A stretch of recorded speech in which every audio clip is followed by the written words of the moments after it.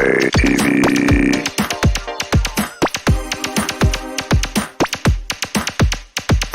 No ATV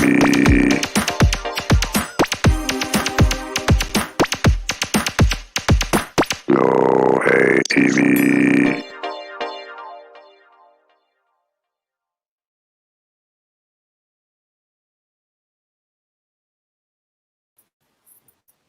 こんばんは。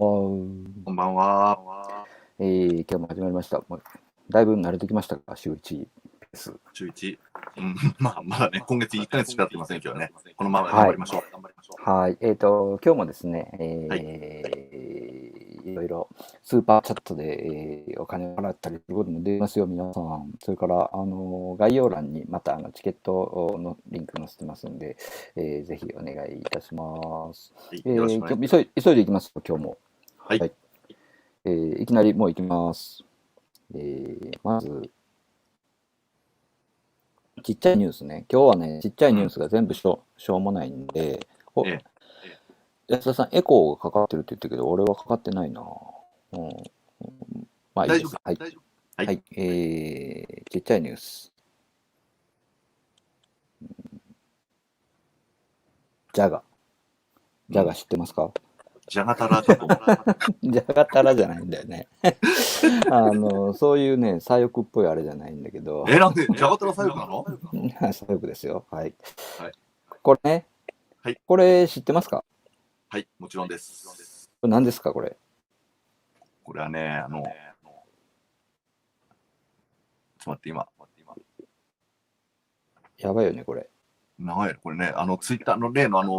コーネル大学の研究発表ですね。はい。研究発表というか、結果、いわばツイートのデマツイートに関して統計デマツイートがどれぐらい流れたかみたいなやつを一生懸命調べた人がいて、やっぱりみんなが笑ったのは、ここの最終ページに表が載ってるんですけど、これやばいよね。日本人が入ったんですか？日本人どこ入ってるかコミュニティさんでまとめられちゃってるね。つまり世界的に突出してるってことですよね。いやっていうかね、スペイン語圏より多かったらしいですよ、日本人のトランプのデマが。もう何なんだお前らって感じで、しかもなんかガナハさんとあと門田隆翔さんがなんか門田隆翔さんは、デマの拡散力がトランプ大統領に次ぐ2位だったらしいんですけどこれ誇るべきことじゃないけどすごいことだよ。いやいや、まあ、すごいよね。日本すごい、日本すごいなんだよな。はい。まあ先月なんであいつらとトランプと日本のネトウヨの気が合うのかみたいな話を延々とやりましたけど、まさにそれを裏付けるようなデータでやられちゃったっていうね。そうですね。だからこの場合日本がデマに関して言うならば重要かつ突出した存在感を示してるってことが私の驚きです。だから要するにさ、世界一嘘つきってことでしょ。言い換えるとそういうことです。なんかもう、まあ面白かったけど、どうなんですかねみたいな。はい、次。これ、知ってますか？今日話題になってくるね。これね、俺しょうもないから1分でいくんですけど、これね、なんかね、ブロゴス、アゴラだ。アゴラに記事を書いた、これね、早坂忠敬さんっていう弁護士の方が、ワクチン配布自民 KKK チームの活躍に期待とか言って、KKK ってことはないだろうっていう僕これてっきり河野太郎が決めたんだと思ってたんだけど、違う、この人は勝手に言ってたんだよね。なんかみんなに笑われて小林ですね。で KKK だとかって言ったものの、出した瞬間にドヒャーってみんなになんかボロカスに言われて、今なんか K チームに変わっちゃいましたけど僕はねこれ見た時、非常に手の込んだネガティブキャンペーンかと思いますよね。この KKK 問題結構ね、これ多分悪気ないじゃないですか、この早川さんって人。だけどやっぱり今もうちょっと気をつけた方がいいっすよね。だってなんかもう特にブラックライブズマターだとかそういうこと言ってる時だから、で、今日のそれに合わせて、なんか3年ぐらい前の、ニュース引っ張り出されてましたけど、これ、デイリースポーツがやらかしてたんだよね。はいはいはい。オコエは3打席連続の KKK となったとか、これないだろうみたいな。これもだから怒られてたんだよね、3年前に。南 J の人とかに。でなんか K ってこれ三振のことなんだって。そうですね。なんか、そうらしいんですけど、もうこれも悪気がないけど、これダメでしょっていう。本来だったら PK ですからね。そう。だからね、いや別にね、悪気ないのはわかるんですけど、ダメなんだよね。なんか昔国際工業バスあったの知ってます？もちろん知ってます。これも結構さ、どうなのってなってたじゃないですか。で国際工業バスも全然悪気ない自分のところの社名を、そのままロゴにしただけなんだけど、これもやっぱりみんなにちょっとどうなんですかって言われて、やめましたよね、このロゴをね。だからまあ、別にそこで頑張るようなことじゃないので、KKK とかいうのを気をつけて、はい、次。はい、これ。はい。DHC はですね、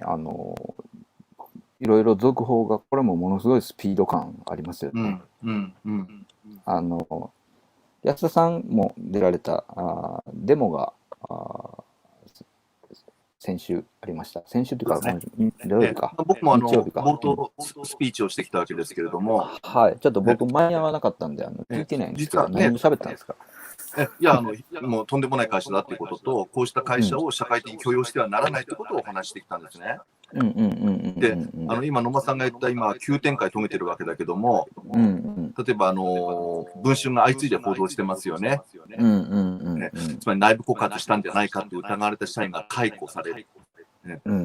そうした状況がまた生まれてるわけですけど、これに関してはあんま長くやるつもりはないんで、一つだけ言えばね、企業の内部告発ってとっても大事なことであって、日本では内部告発者を保護するための公益通報者保護法という法律まで2004年にできてるんですよね。これ内部告発者に対して解雇とか減給などの不利益な扱いを禁止するものなんです。これがつまりもちろんこれ真実性公益性っていうものが担保されるわけだけども、内部告発っていうのは、いわばその企業のためにとっても歓迎すべきことだっていう考えのもとにやってるわけですよね。これもアメリカのラルフ・ネーダーなんかが言い出したもので、ホイッスルブロワーってホイッスルを吹く人ですけども、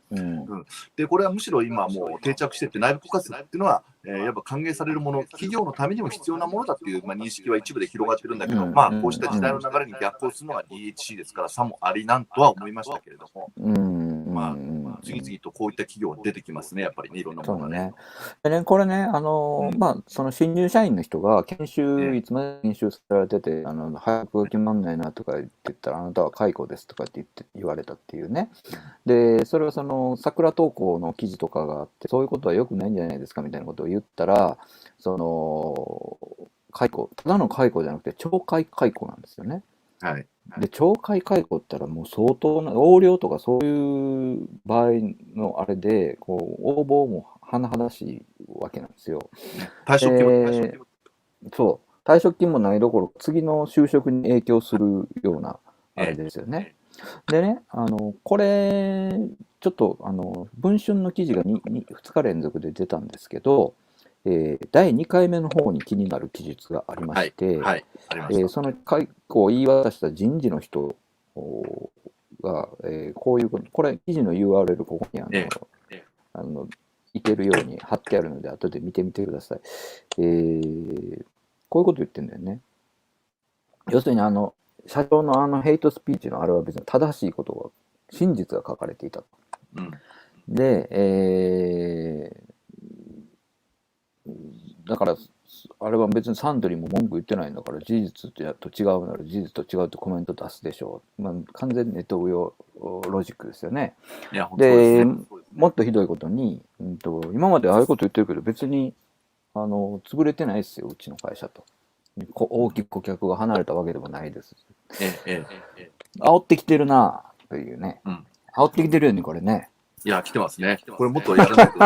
そう話。ただ一点だけいい、これね、この上司になる人が言ってることの中で、一つだけ正しいことがあるわけですよ。サントリーが何も言ってないってことね。僕はね、やっぱり、ね、企業責任として、サントリーはきちんとした姿勢を僕は打ち出すべきだったと思います。そうだね。これ、企業責任っていうのは、これ、サントリーの側にも求められてる。つまり、これを放置してしまう、容認してしまうことになりかねないので、サントリーの対応っていうのは。社会的にきちんと包囲をして、厳しく僕は当たんなくちゃいけないなと思いますね。サントリーもね、でも実はネトウヨだからね、あんまりなんか揉めたくないんだろうね。っていう、ネトウヨっていうか、安倍クラスターっていうか、そういうのだから、もう、そういう戦いなんだけど、そういうこととは関係なく俺たち、じゃあ、でも潰れてないですよ、うちの会社と、ほうという、そうですか、みたいな感じだよね。大きく顧客は離れたわけでもないです。そうですか。この話したろうやないかってなるよね。なんかこのバカ会社って煽ってくるでしょ。そうですね。でも逆に言うと、我々に何かの行動を促してるんじゃないかとも思うので。煽ってくるってことはやる気が出ちゃうんだよね、なんかね。そういうことですね。定期系だって静かにしてればね、別になんかいちいちそんな芝期待が出ていくこともないんですけどね。はい。ちょっと待って、その宣伝もしとこう。だから今これね、売ってます。まだね、ありますから、どんどん、まだ買ってない人は買ってくださいね、これ。ステッカー、いいのありますぜ、みたいな感じ。はい、次。見て、私の胸に。ちょっと待って。今日はつけてます。ありがとうございます。もう一回、ちょっと今、もう一回立ってください。はい、ありがとうございます。はい。次。定型。定型も煽ってきてるんですよ、いろいろね。でね、今日ね、昼間に記者会見がありまして、というのは、プレカリアートユニオン、労働組合の芝期待、あそこがですね、今日、定型を訴えた。訴えたんですよ。訴えたっていうかね、反訴なんですね。定型に訴えられてたわけで、定型がスラップ訴訟をしてたわけですよ。で、なんか、プレカリアートユニオンに毎日なんか変なものを送ってくるでしょ。で、それに加えて、要するになんか名誉毀損だの、営業妨害だので、会社の前でね、凱旋することに対して、スラップ訴訟を仕掛けて1000何百万かのスラップ訴訟を仕掛けたんだけど、それに対してプレカリアートユニオンが、総額1221万円を請求する反訴を提起したっていうのがありまして、今日記者会見で言ってきたんですけど、これね、要はこういうものはその不当労働行為に当たると。それから先週ビデオでもお見せしたなんか幕ね。幕をいちいち凱旋中に出してくる、あれが公衆に向けられてますから、会社のそこにですよね。あれ通行にもみんな見てるから、それはもう名誉毀損に当たると、公然とやってますからね。ということで、反訴したということなんですけど、これがね、やっぱりひどいんですよ。こういうものを大量に、これ1個だけしか写してないですけど、大量に送ってくるわけですよね。で、その組合員の、公表してない自宅にまで送ってきたりすると。脅しをかけてきてるわけですよね。で、そういう、その封筒をこうやって毎回1回に、これ全部同じ日付の封筒ですけど、1回にこんだけ送ってくるのをしょっちゅう毎週送ってくるから、大量に溜まって、で、それを全部訴えたったみたいな、そういう話なんですけど、ちょっとね、動画で、ありますので、見てみてください。弁護士の佐々木です。今、報告がありました通り、事実関係については分かりやすいというか、客観的な証拠も揃っている事案だと思っております。まず労働組合に対するこうした文書での攻撃、もしくは、張り紙での誹謗中傷、これはどういうものに当たるかといいますと、労働組合法7条にはですね、企業がやってはいけない、使用者がやってはいけない不当労働行為が列挙されています。そのうちの一つに支配介入というのがあります。でこの支配介入行為というのは、労働組合のその団結権を、攻撃してですね、団結力を弱めたり、分裂させたりという行為全体を支配介入というふうに呼ぶことがあります。で例えば今回、誹謗中傷の手紙がですね、毎回労働組合に届いています。でこれを見た他の組合員からすれば、こんなに攻撃されてるんだというふうに思いますし、さらに言うと、これがその組合の自宅にも今は届けられている状態になってしまっていて、そうするとその組合員はプレカリアートユニオンという労働組合に入っていると、そこが葬儀している使用者から何か手紙が送りつけられてくるんだと、これは怖い組合なんだということで、やめてしまうかもしれないですね。実際にやめるやめないのはその人それぞれになりますけども、やめてしまうかもしれない状態を作ろうとしていること自体が支配介入の不当労働行為になるんです。でこの件に関しては労働委員会という東京都労働委員会で別途、争っておりますが、今回のこの判訴はそれを理由とした損害賠償請求ということになります。で不当労働行為というのは、民法上の不法行為に該当するもので、特に今回こういう故意ですよね、過失じゃないですからね、わざとやっている行為については違法性認められやすいんじゃないかなというふうに考えております。で不当労働行為だけでなく、今回の判訴状にも書いた通り、張り紙で貼り出す行為については名誉毀損の、要件も満たしてますので、不当労働行為及び名誉毀損ということで損害賠償請求したという状態です。今回のケース、他もいろいろな葬儀を私も、見てきましたけど、質量、対応ともに異常ですね、かつ非常識っていうか、なかなかここまでのを会社名でハンコついて出すっていうのはないです。よくあるにしても、怪文書みたいなのが誰が書いたか分かんない人だけど組合のことを攻撃してて、どうも多分会社の中身の人なんじゃないかなっていうのはあって、でもそれ追及してもいや知りませんって言われて、なかなかその労働組合からの追及が及ばないことがあるんですけど、今回は明確に会社の封筒で会社の名義で代表取締役の名前も明記しておいて社番号してありますからね、これについてはもう、向こうもそういうつもりでやってきてるんでしょうから、こちらとしてはきちんと法的な責任を取っていただくということで、今回の判訴提起になったということです。はい。あれ、安田さん。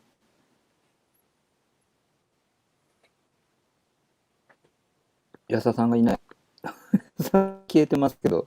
どこ行ったんですか安田さん。ということ、どうも。安田さん。はいはい。あれ、画面が黒いです。画面黒いですかあれなんか、大丈夫かななんか、真っ暗に見えますけれども。真っ暗で。まあいいや。声が聞こえてるからいいです。はい。ちょっと待って。安田さん、自分の姿見えてる？見えてますよ。あ、そうなんだ。ちょっと外してみますね。来た。はい。なんかバグでした。はい。というような話でした。はい。提携の方もですね、舐めてかかっているということはあるので、どんどんこう、対抗していけばいいと思うんですけど、本当ね、ひどいんですよ、本当にこれは。でね、総額が1221万円って結構でかいじゃないですか。でかいですね。これはその手の元に訴えられた額より多いんです。だけど、それはその対抗して多くしたんではなくて、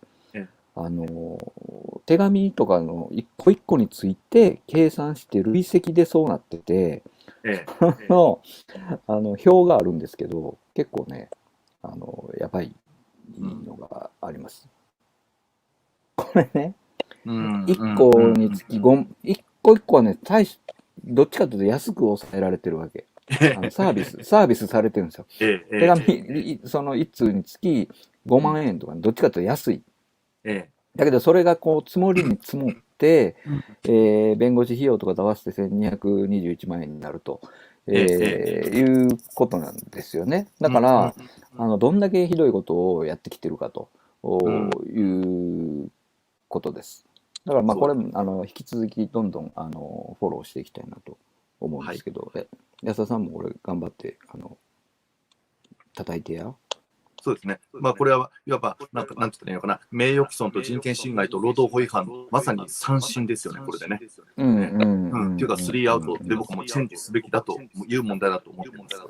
はい。KKK ね。はい。そうです、そうです。わかりました。はい。じゃあ、今日はぴったり20分で、このタイムキープが完璧です。次の本題に行きます。はい。これですね。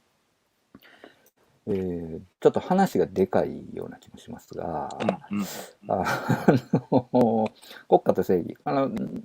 前々回だったかな、前回か、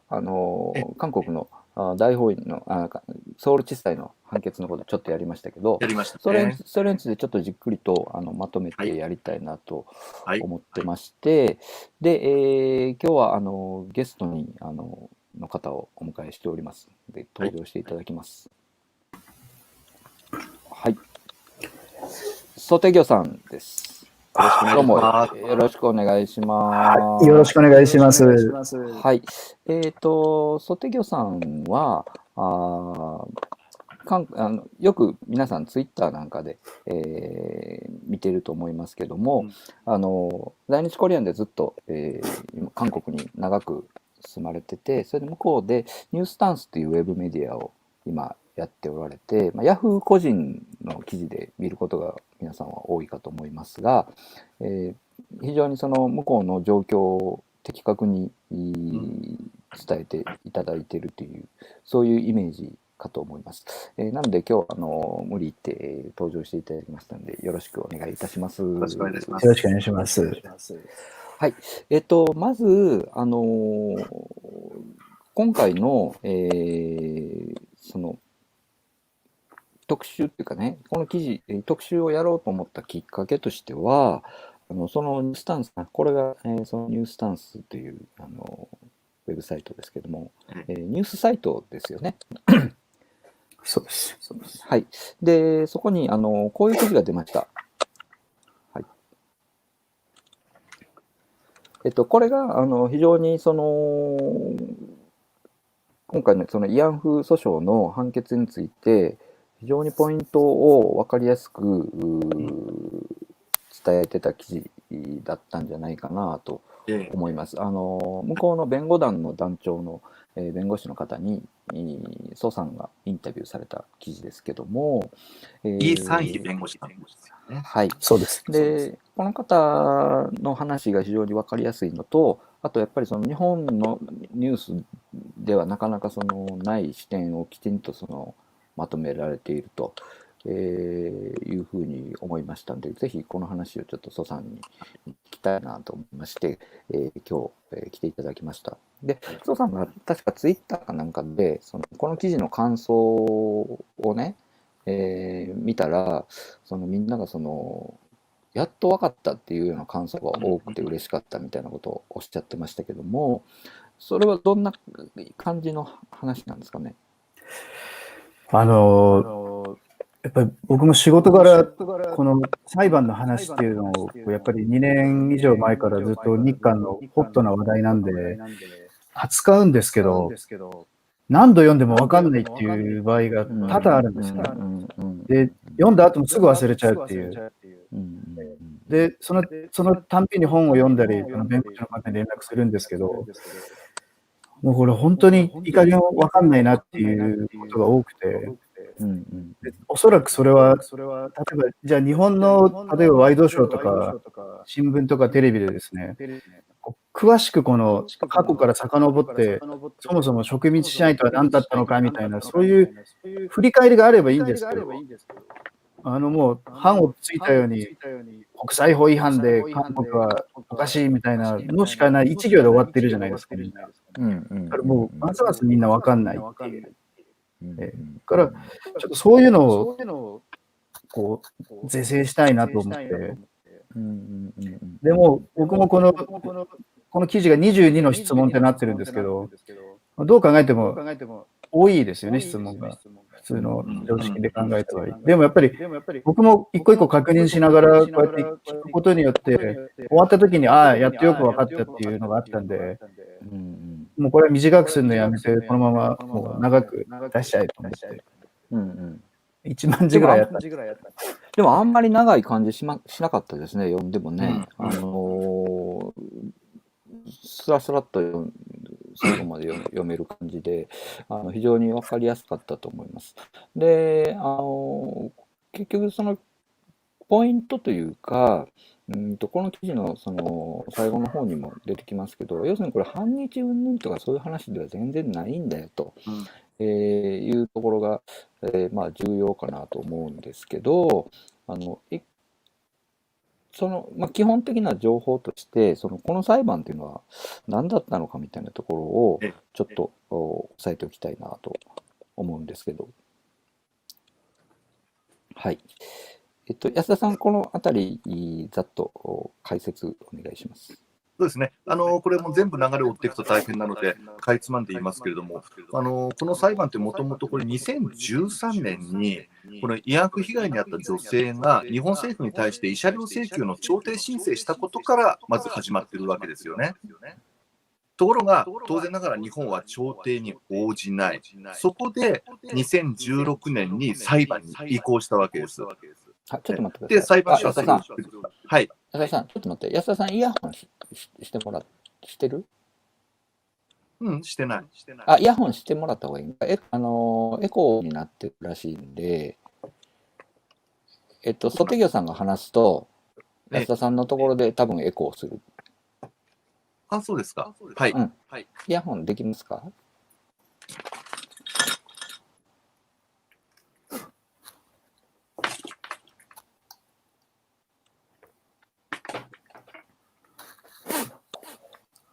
じゃあちょっと野間さん話しててください。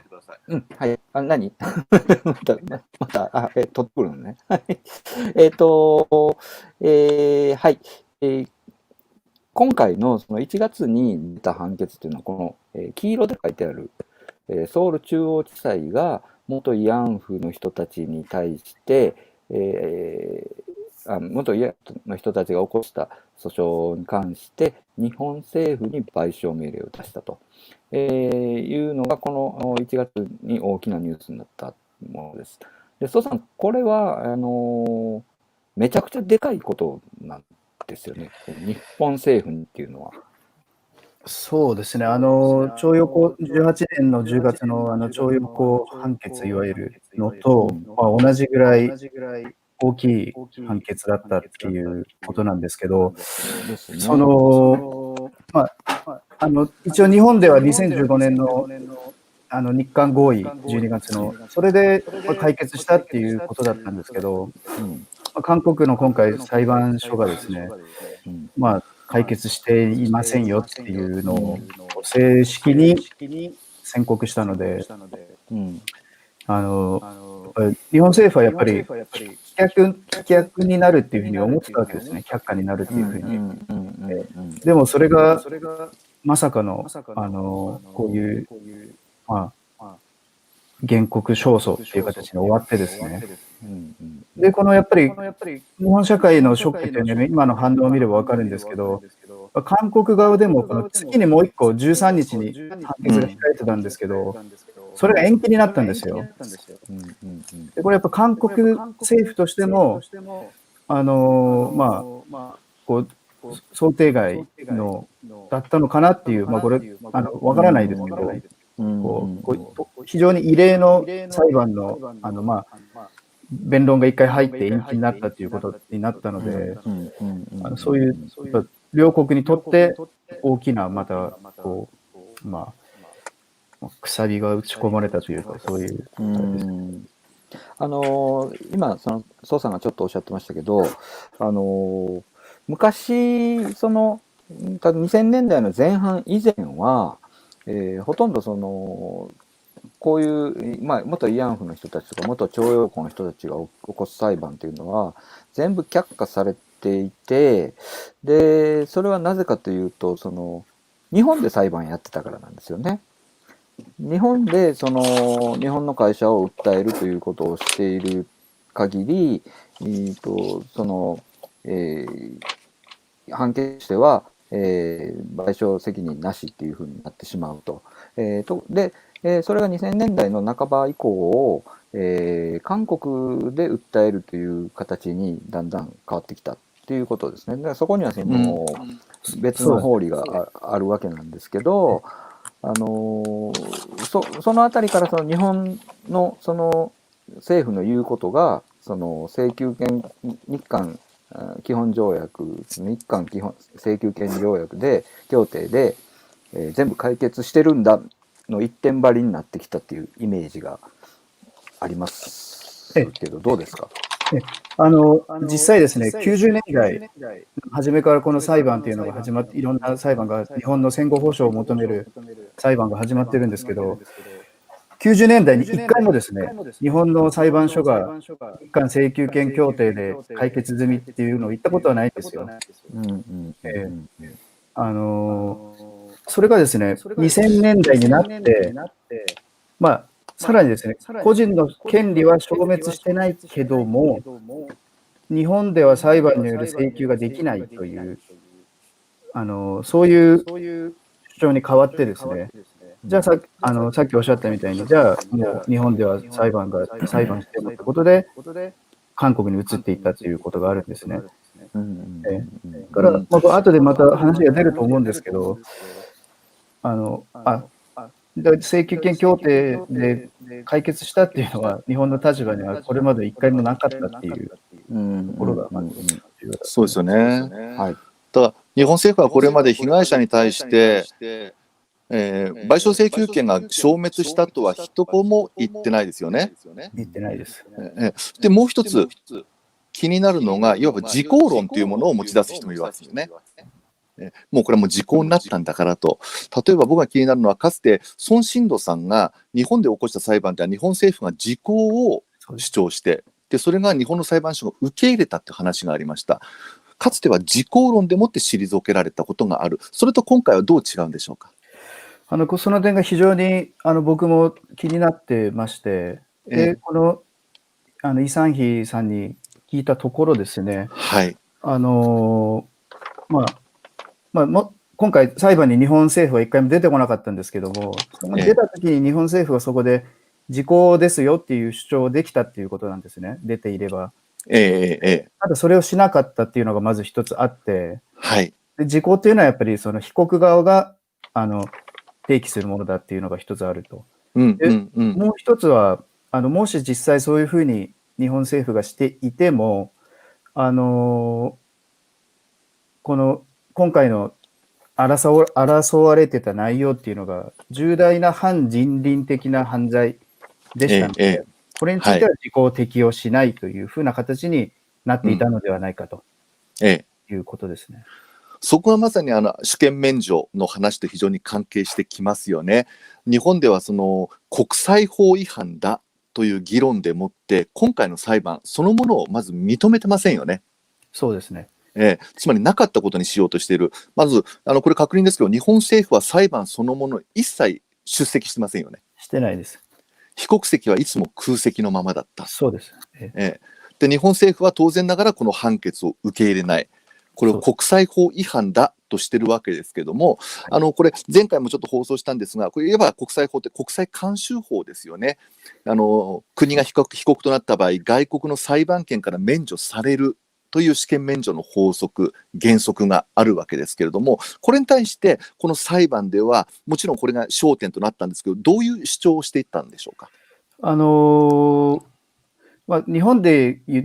府が言っている国際法っていうのが非常に曖昧な言葉で、ある時は65年の請求権協定を指したりですね、ある時は15年の日韓合意を指したりしてて、非常にややこしいんですけど、今回主権免除の話っていうのは、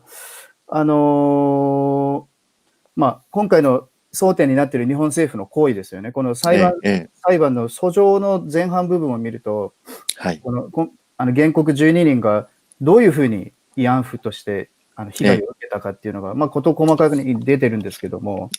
そういうの行為自体が反人道的犯罪行為だと。反人道的犯罪行為に対しては国家の主権がまあ、適用されない、主権免除が適用されないというようなはい。判決だったんですね、今回が。判決用紙ってものを見てみますと、この事件はいわば強行規範に違反するから主権免除は適用されない。こうした文言も見受けられます。この場合の強行規範というのがまさに今、宋さんがおっしゃった反人道的な犯罪ということになるんでしょうか。そうです、そうなります。この強行規範というのは、例えばジェノサイドであったり、あるいは奴隷制度であったり、拷問であったり、人身売買であったり、いわば人道に対する罪ですよね。はい。これを裁く場合には主権免除は適用されないというのが、これ韓国の裁判所のいわば、主張だったと、そういうふうに見てよろしいでしょうか。そうです。はい。だからこそ日本はこれ、一切相手にしてないんだけども、これ韓国内での反応っていうのはどうなんでしょう。つまりこの主権免除の、法則原則、国際慣習法を持ち出すことに関しましては。やっぱり放送人っていうんですか、要は、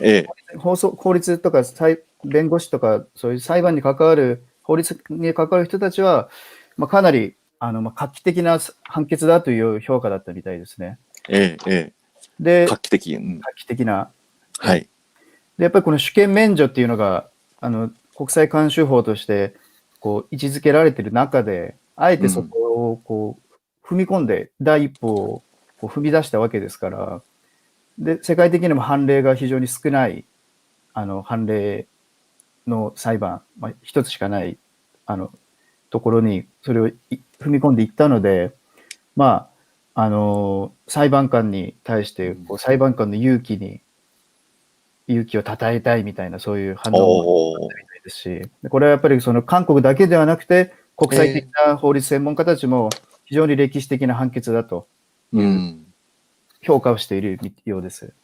世界的にはその主権免除が限定されないっていうような判決も出てますよね。宋さんも記事の中で書かれておったフェリーニ事件。はい。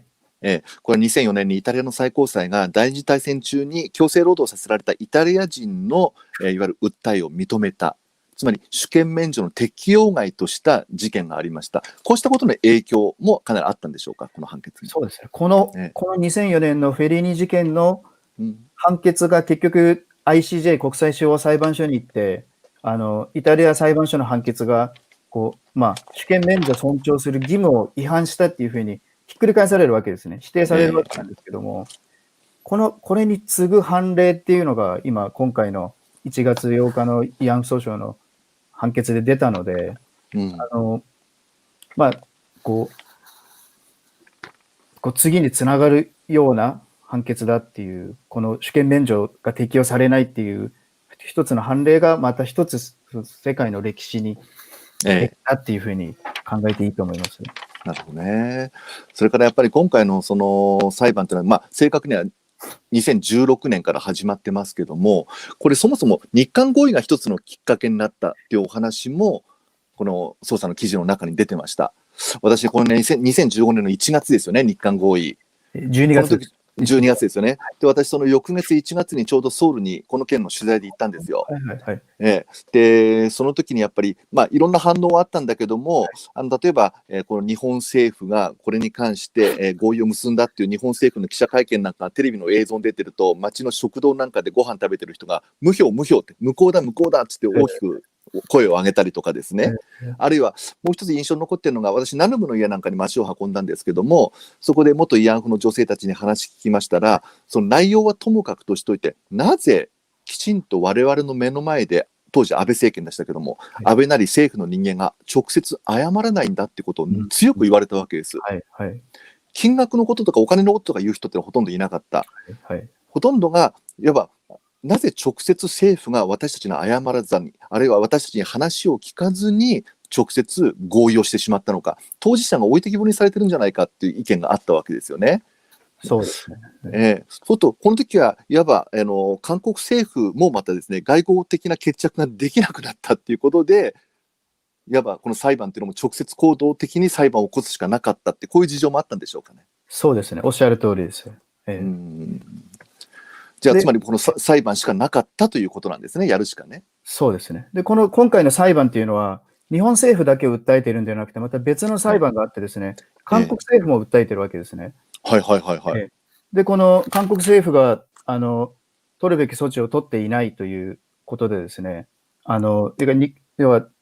2015年の慰安婦合意で終わりではないよっていう、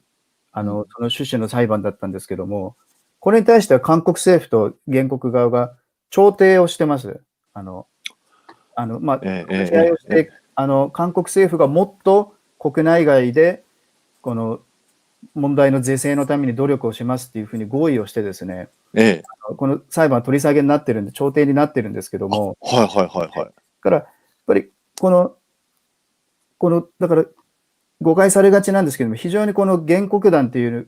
この要は慰安婦の被害者になられた方たちっていう人たちが、日本憎しでなんかこういうのをやってるんではなくてですね、きちんと個人の人権がどうやれば回復されるのかっていうのを詰め将棋って例えるのは悪い例えかもしれないですけども、ここで詰まったから、じゃあ次はここでっていうふうに、その法の枠組みの中でですね、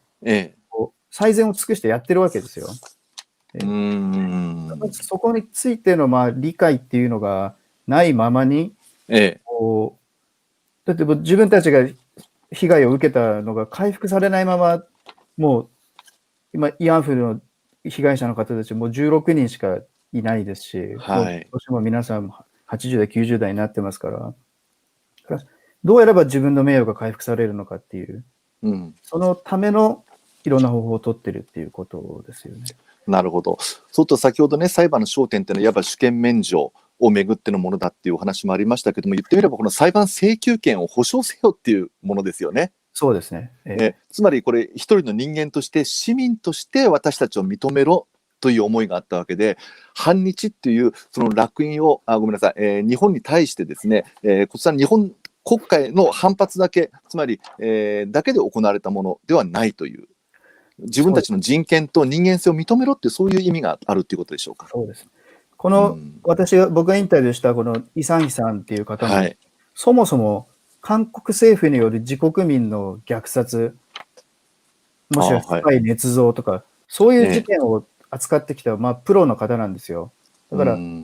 日本を懲らしめるためではなくてですね、国家による暴力からどういうふうに個人が回復するか、個人の権利がどういうふうに保障されるかっていうところをずっとやってきた方なので、そういう脈絡で今回の裁判を捉えるっていうのがですね、一つ新しい視点になると思います。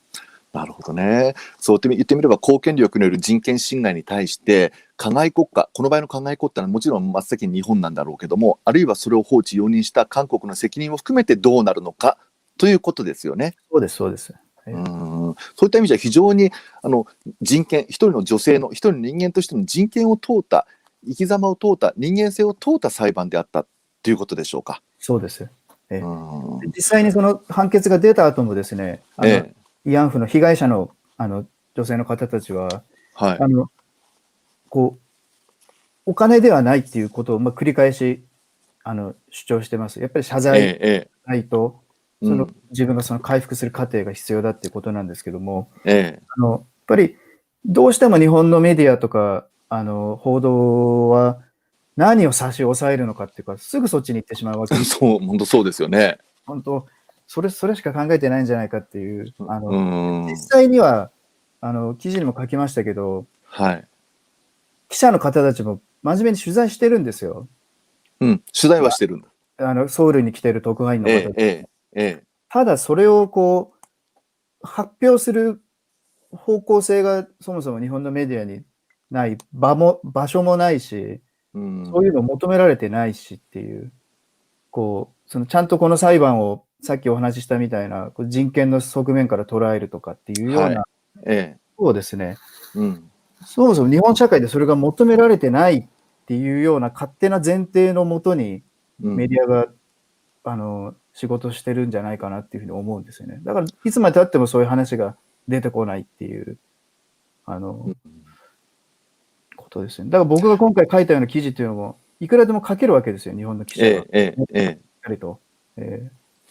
今例えば日本のワイドショーでもそうだし、一部の新聞雑誌もそうなんだけども、問題今宋さんがおっしゃった通り、損害賠償っていうなら何を現金化すべきか、っていうような議論ばっかしてますよね。あるいはこれで日韓関係が破綻する。そして日本政府としては断じて受け入れることができないというコメントを何度も何度もリピートしている。これが今回の判決をめぐる日本の報道だと思うんですけれども、宋さん、こうした報道、もちろんソウルにいて目にする機会も多いでしょうけれども、どのように思われますか、こういったメディアの報道の仕方を。やってて面白いのかなって思いますよね、そもそも。で、全部が全部そうってわけではないんですけど、やっぱり、でも皆さん被害者の方に取材とかもすごいしてますし、その取材の結果は一体どこに行ってるのかなっていう、どこに隠されてるのかなっていうふうには思いますよね。そうですね。一方で韓国メディアの反応っていうのはどうなんでしょうかね。これはもうくっきりと分かれるんですけど、保守メディアと言われる、朝鮮日報、東亜日報、中央日報っていうのはやっぱり日韓関係が錦の御旗になるわけですね。日韓関係が良くなればこそ景気もいいし、で南北関係を改善しようと思ったらやっぱり日韓関係もいるだろうみたいな、そういう、であとは中国とアメリカに挟まれている中で、日本とも喧嘩したらどうするんだみたいな、そういういろんな、和解論っていうのを持ってくるんですけど、でそういう陣営とやっぱりその進歩系のメディアのやっぱりこれは個人の人権の問題で、日本とも話し合うべきだっていう、日本も話に応じるべきだっていうような論調にくっきり分かれてますよね。つまり保守系3氏は要は日韓関係というものを重視した上でなんかうまく和解の道を探ろうとしているということ。そうです、ね。いわゆる進歩派、進歩系と呼ばれているメディアはやっぱ女性の人権というものを重要視しているということ。こういう形で2つに分かれているということになるんでしょうか。そうなります。これはじゃあ日韓合意の時の反応とほとんど似てますよね、やっぱりね。これを歓迎する向きと当事者を抜きにことを進めてどうなんだっていう意見と当時両方ありましたけども、やっぱりその時の新聞のスタンスと同じと見てよろしいんでしょうか。これね、結局のところその国際人権という観点をどう捉えるかっていう問題だと思うんですよね。つまり日本、いわば大日本帝国の犯した過ちについての責任というのは僕は今に現在の日本が負うことになるべきだと私は思ってるんですけども、蘇さんその辺どのように思われますか。その戦争の責任はないけども、それをなんていうんですか、語り継ぐ責任はあるみたいな話ってよく出ると思うんですけど、そういうことだと思うんですよね。で、そういう面が日本社会に全く見えないわけではないんですけど、やっぱりどうしてもメディアの話になってしまうんですけど、そういう話が表に出てこなくなってしまったなっていうのが、さっきの例えば裁判の判例の話に戻りますけど、日本社会でも2007年とかの時点でもまだまだ名古屋の高裁とかでですね、強制徴用の事実を認めて、これは賠償しなければいけないっていうようなそういう判決が出てたわけですね。それがなぜこのわずか10年ぐらいの間にですね、こういうなんかもう一色言語道断っていうその一言で塗りつぶされるような社会になってしまったのかっていうのをですね、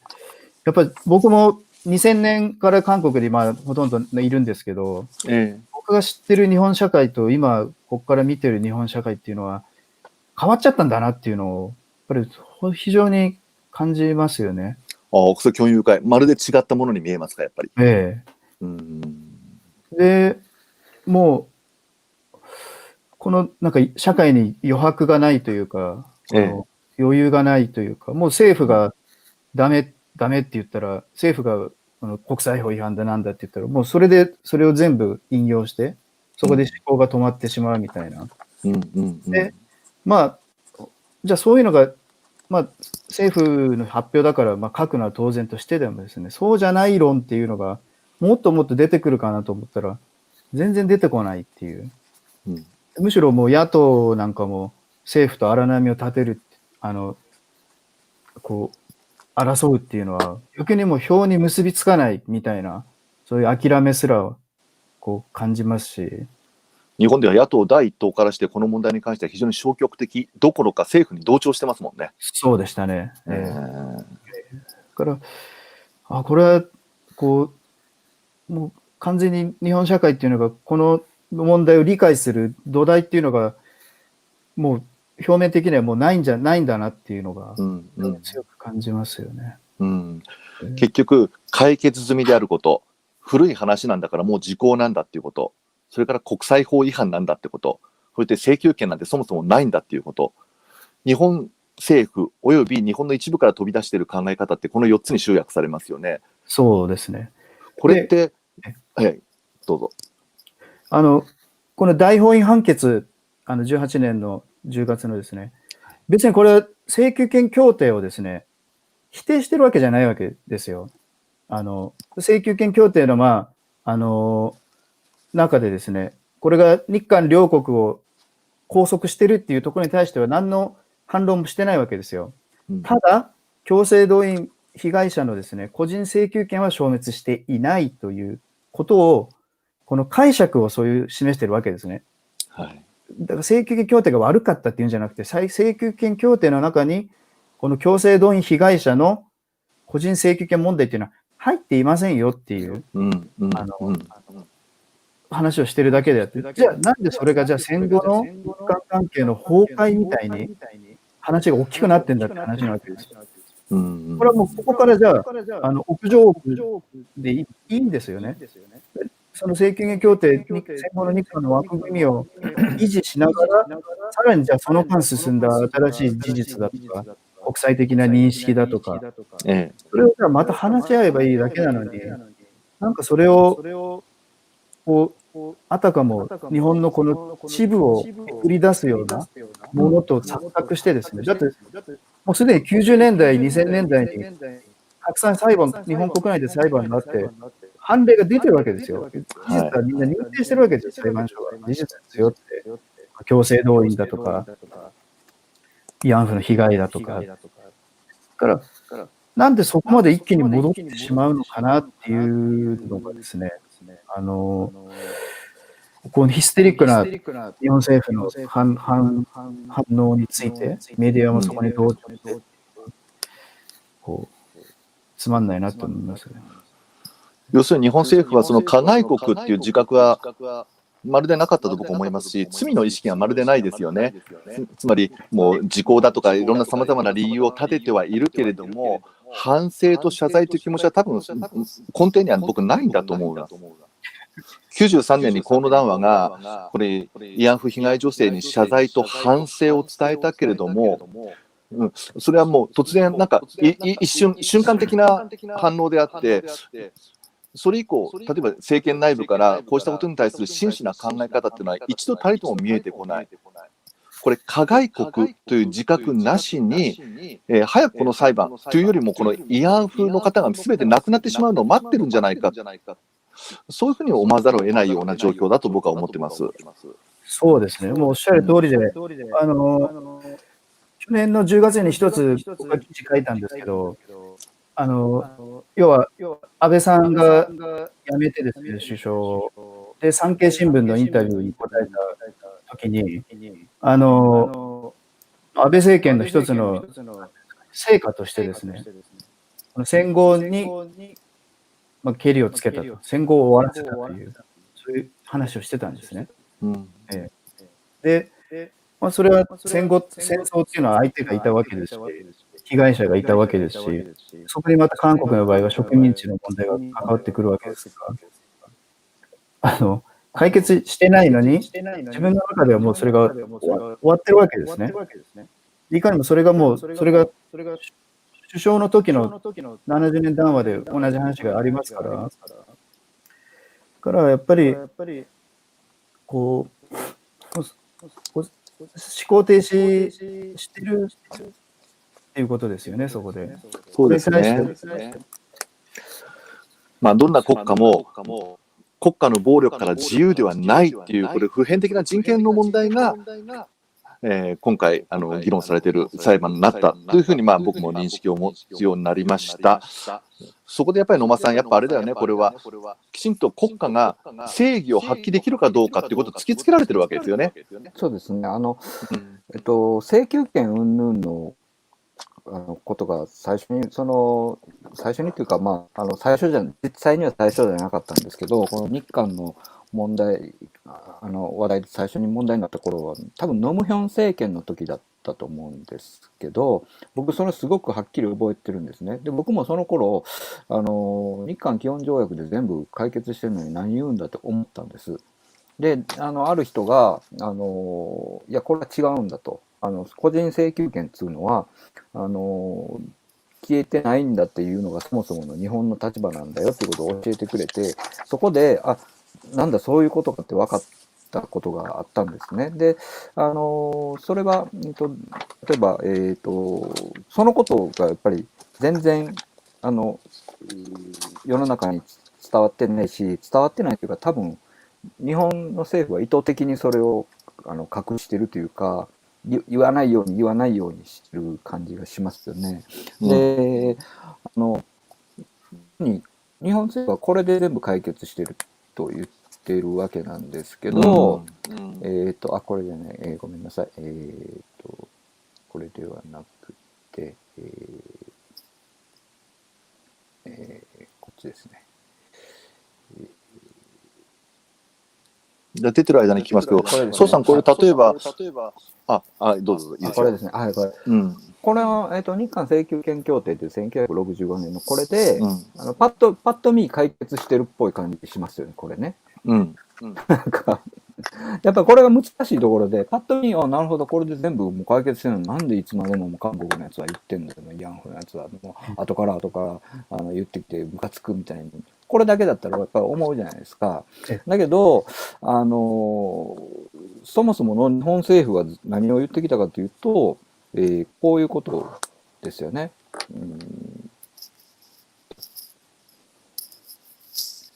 この1965年の日韓外交文書というのは2008年になって初めて公開されたもので、その時に、いや、この日韓請求権協定のもう請求しませんというのは、外交保護権を行使しないという意味で、個人が請求権を持たないということではありませんよと。はっきりこういうふうに文章を残して約束していると。それから有名なのは91年の国会答弁で、これはソ連が壊れた時ですね。ソ連のその賠償どうすんだみたいな話になった時だと思うんですが、シベリア抑留の個人の請求権というのは消えてませんということを言っている。で、同じ年の8月に韓国の、に関しても日韓の間の個人の請求権そのものは、日韓基本条約と請求権協定で消えてませんということをはっきりずっと言ってて、一貫して日本のこの立場で、今もそうなんですよね。つい2、3年前も国会で答弁させられてたと思いますけど、同じことを言ってます。だから、なんでその日韓基本条約で解決済みっていう全然逆のことを言い続けるのかっていうことですよね。答えは一つなんですよ。これ、植民地支配の不法っていうのに関わってるからなんですね。最終的に解決されてない理由っていうのは、日韓請求権協定が植民地支配について賠償するものではないっていう点が一つあります。で、もう一つは、請求権協定の中で、日本政府は植民地支配の不法性を認めていないです。だから法的賠償っていうのは一切入っていないということですね。そうですね。で、今のさっき画面にあった請求権協定2条の権利問題っていうのは、1条でお金を払う。無償3億ドル優勝によってるっていうのは、それと10日関係にないっていうことですね。日本の不法性を認めてないから10日なわけがないんですよ。だから結局、この裁判が突きつけているものっていうのは、植民地支配をどう考えるかっていうのを日本社会に言ってるわけです。で、これに対して日本社会は答えを持ってないんですよ。要は、もともと歴代ストーリーの談話があってですね、答えを持ってるから、そこからまた考えをつないでいけばいいんでしょうけど、そもそもそういう土台すら日本の社会で失われているっていう、植民地支配が、もう逆に良かったっていう、植民地支配が良かったっていうのは、1953年に久保田発言っていうのがあってですね、日韓が対話を始めて、わずか2年後に具体的に良かったって発言ではないんですけど、要約すれば良かったってことを発言してですね、そこで一回決裂してるんですよ、日韓の対話っていうのが。でこれは結局、その後取り消されるんですけど、この対話が。でもそれがまた今60年以上経ってですね、同じことが起きてるっていうのがですね、日本社会っていうのが支配の歴史に今向き合ってこなかったっていうのがもう今ボロが出てる。そうですね。日本の政府がなんでその日韓の請求権を、個人の請求権は消滅してませんよってこれまで何回も言ってきたかっていうのは、実は日本人が、向こうで失ったその財産を協定によって基本条約によって失った財産を返せって日本政府に言ってくるかもしれない。それをいや個人の請求権を消滅しませんから韓国に言ってくださいって言うためにずっとその言ってたことが今韓国の人にその日本に直接言ってくださいということに言われて全部解決済みだって言ってるわけですから、欺瞞ですよね。もともと日本人のその利益とか日本国内のトラブルのことしか考えてなくて、それで今こういう非常にダブルバインドっていうか、個人の請求権は消えてないが、裁判ではそれは国家としては消えてるので請求してもそれを国家に払う義務はないっていうすごくアクロバティックなよくわかんないことになってると。でそれもこれもやっぱりその日本が、その訴えられたらどうしようということしか、日本人に訴えられたらどうしようということしか考えてこなかったから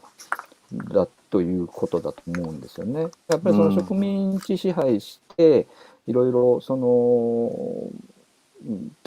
他者不在というかですね、韓国の人、朝鮮の人に対していろいろそこに、抜きがたい関係が生まれてるんだということにあまりにもやっぱりその意識しなさすぎた、それをもう、70年、80年近くそのまんまっていうことがやっぱり今のグダグダの原因ですけど、そんなことを今の自民党が認めるわけもなくそうね。いやそもそもがね、今宋さんがおっしゃったその植民地支配の不当性不法性っていうものに関してきちんと1965年の日韓請求協定の中で論じられなかったことはもちろんだけども、今はそれが論じられないだけではなくて、いいことやったとでも言いたげな言葉がポンポン政権内部からあるいは政権与党から飛び出してるわけですよね。インフラを作ってあげたんだとか、あるいは非常に教育を充実させたんだ、大学を作ったんだ、国民の福祉を向上させたんだかのような物言いが日本でボンボン飛び出している。こうした状況を宋さんどのように思いますか？いやその始まりはどこにあったのか、そういうふうな言説が日本社会に当たり前のようにまた出てきたっていうことっていうのが、例えば本当にバブル崩壊が何かの問題のきっかけだったのか、過去を振り返らなくなったっていうのが。でもおそらくそれは90年代のああいう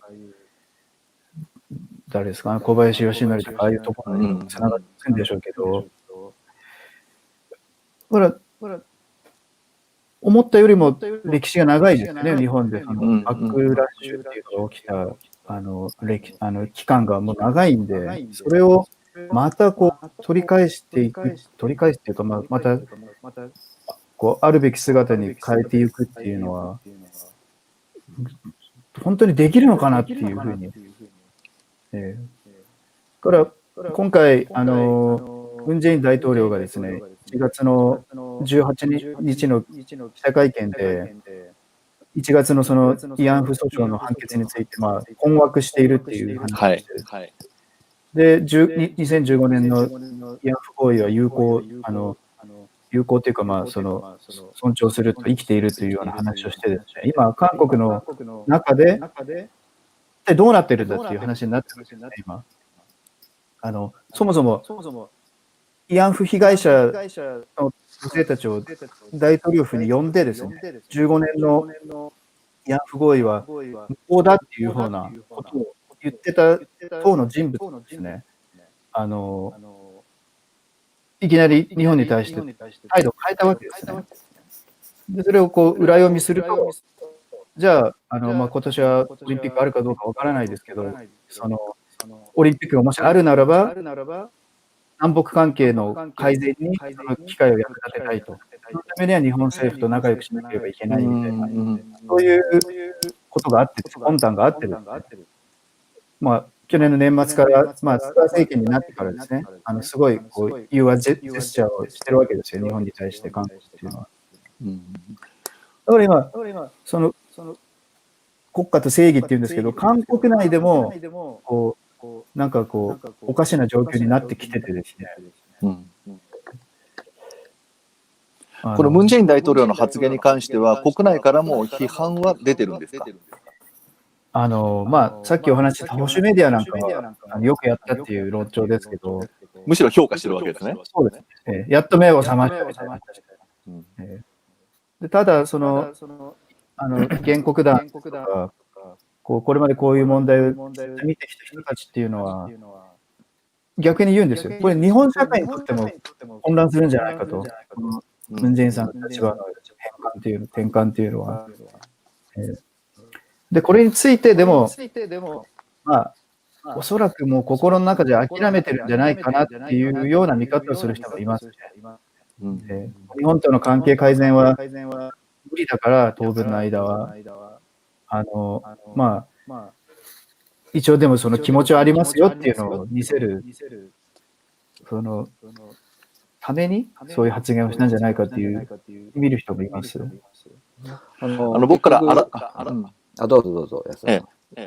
改めて、ちょっと簡単にまず伺いたいのが、1965年の日韓請求協定において、日本政府はここで慰安婦の問題が出たのかどうかということに関しては、出なかったっていうスタンスですよね。そうです。これ、韓国政府はどういうスタンスを取ってるんですか？韓国も2000年代に、トム・ヒョン政権の時に再調査をしてですね、慰安婦、元慰安婦の女性と原爆被害者、あとサハリン残留韓国人は日韓請求権協定外というのが韓国の立場です。で、請求協定外なるほど。日本政府も2015年の日韓合意をやったっていうのは、韓国が慰安婦女性が請求権協定外っていうのは国内では決めましたけども、それについて日本政府に何か強く要求してるわけではないんですよ。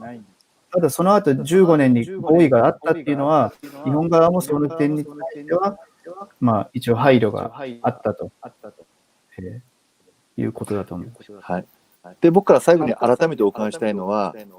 これ先ほども少し触れてらっしゃいましたけども、いわゆる当事者である被害者、つまり慰安婦であった女性たちが本当に求めているものってのは何なんでしょう？名誉の回復っていう言葉で表せると思いますけど、で考えてみたら、ずっと被害を受けたことをですね、韓国の軍事政権下では口に出せなかったと。やっと90年代になって、少しずつ勇気を出して話ができるようになって、でもどこの裁判でも、剣もほろろにやられて、で、やっと判決が出たわけですよ。で、イ・ヨンスさんなんかも93歳ですから。そういう意味でですね、慰安婦被害者というタイトルをずっと持ってきた人が、一人のなんていうか、市民として、完成っていう言い方が合ってるかどうかわからないんですけども、やっと心のそういう重しが取れてですね、回復するっていうような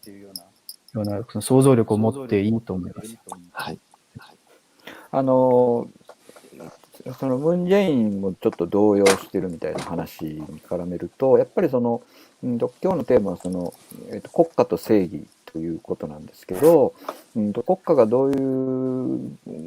ふうに正義をなすかということで、この韓国が正義で日本が悪なんだよっていう単純な話ではなくて、やっぱり例えば日本でね、今政治家に多いですけど、そのムン・ジェインなんとかしろと、こんな判決を出してなんとかしろって言ってて、よくその三権分立を理解してないのかってツッコミを入れられてますけど、三権分立の中で大統領とその司法っていうのは独立した権力を持ってるわけですよね。でそういう中で司法はその法律、国際法だとかいろんなことに照らし合わせて正しいと思うことを判断を下す。その判断によって日本の政治家のみならず、韓国の政治家も戸惑ってしまうと。だから国家としてどのように正義をなすかっていう問題に2つの国両方が直面してるなっていう気がやっぱりしますよね。それでニュースタンスに載った、弁護団長の方のインタビューがやっぱり非常に印象的だったので抜き出したんですけど、これがやっぱり重要かなと思うので、ちょっともう一回最後に、さっきも映りましたが、